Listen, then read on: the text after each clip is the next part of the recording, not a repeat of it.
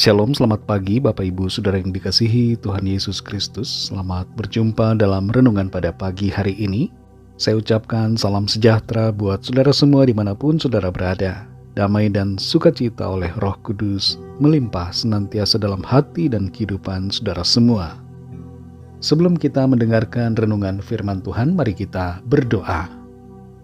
Bapa, dalam nama Tuhan Yesus Kristus, kami bersyukur ya Tuhan oleh karena kemurahan-Mu, penyertaan-Mu dari malam hingga pagi ini.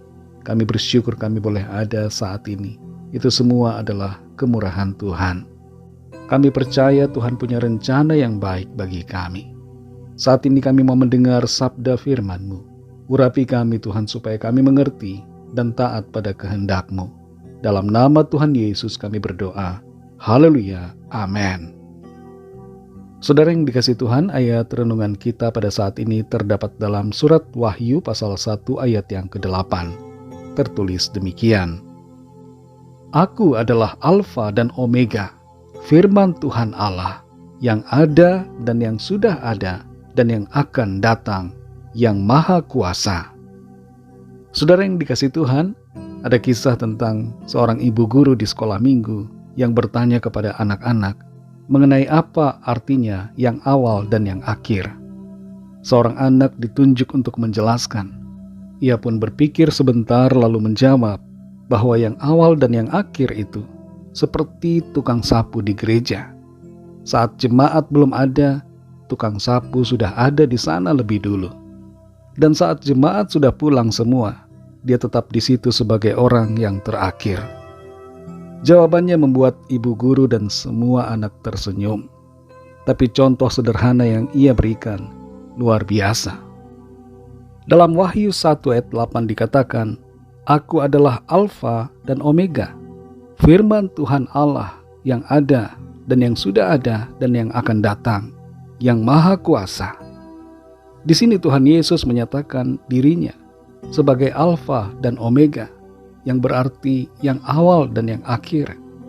Dia adalah firman Tuhan Allah yang ada, yang sudah ada, dan yang akan datang, yang Maha Kuasa.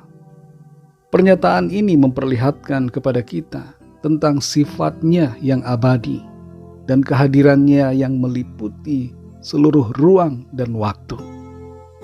Ia sudah ada sebelum segala sesuatu ada. Keberadaannya kekal. Kalau kita perhatikan Kejadian 1 ayat yang pertama, di situ tertulis, pada mulanya Allah menjadikan langit dan bumi.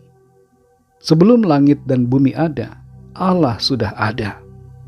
Dia mengawali segala sesuatu, tapi permulaannya sendiri adalah kekal. Kita dapat mengerti lebih lanjut dari Wahyu 1 ayat 8 tentang keberadaan Allah sebagai awal dan akhir. Dikatakan di situ tentang eksistensinya, bahwa ia ada dan sudah ada dan yang akan datang.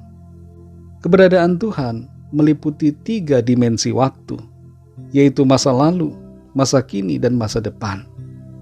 Namun demikian, Tuhan sendiri tidak dikuasai oleh waktu ataupun ruang. Dalam 2 Petrus 3 ayat yang ke-8 tertulis, di hadapan Tuhan satu hari sama seperti 1000 tahun, dan 1000 tahun sama seperti satu hari. Dan dalam Yohanes 4 ayat yang ke-24, di situ dikatakan tentang keberadaan Allah sebagai pneuma atau roh yang tidak dibatasi oleh ruang. Eksistensinya terus ada seiring dengan perjalanan kehidupan semua manusia di bumi ini. Tuhan Yesus sendiri telah mengatakan dalam Matius 28 ayat 20, bahwa Ia Immanuel selalu menyertai kita sampai kepada akhir zaman. Saudara yang dikasihi Tuhan, apa yang menjadi pesan firman Tuhan buat kita secara pribadi dari kebenaran di ayat ini? Yang pertama adalah Tuhan adalah sumber segalanya bagi kita. Tuhan kekal dan Maha Kuasa.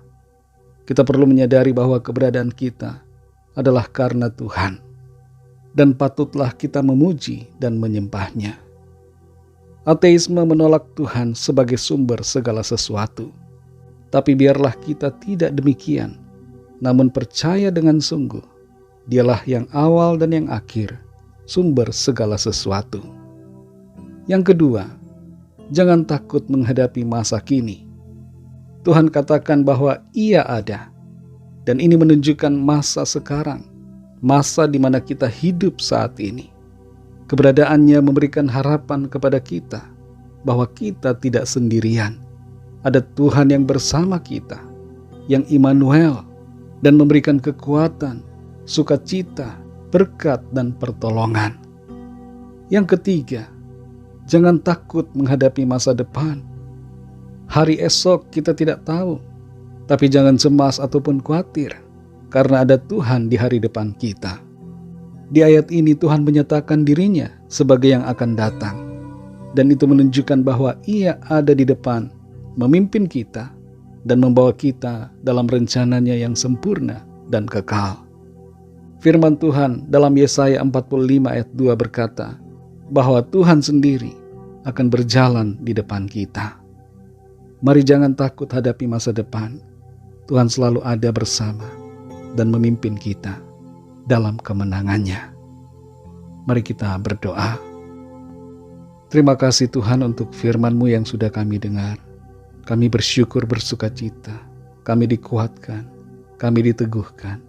Engkau adalah yang awal dan yang akhir. Engkau adalah yang maha kuasa. Engkau sudah ada, yang ada, dan yang akan datang.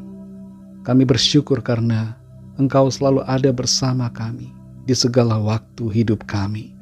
Dan karena itu kami tidak mau takut, kami tidak mau khawatir, kami tidak mau cemas dengan berbagai persoalan dan situasi yang kami alami. Sebab kami percaya ada Tuhan yang bersama-sama dengan kami. Dan kehadiran-Mu Tuhan memberikan kami kekuatan. Kehadiran-Mu membawa pertolongan. Dalam hadirat-Mu ada ketenangan. Dalam hadirat-Mu ada mujizat yang ajaib bagi kami. Terima kasih Tuhan untuk firman-Mu. Di dalam firman-Mu kami kuat teguh. Di dalam firman-Mu kami tenang dan penuh sukacita. Terima kasih Tuhan.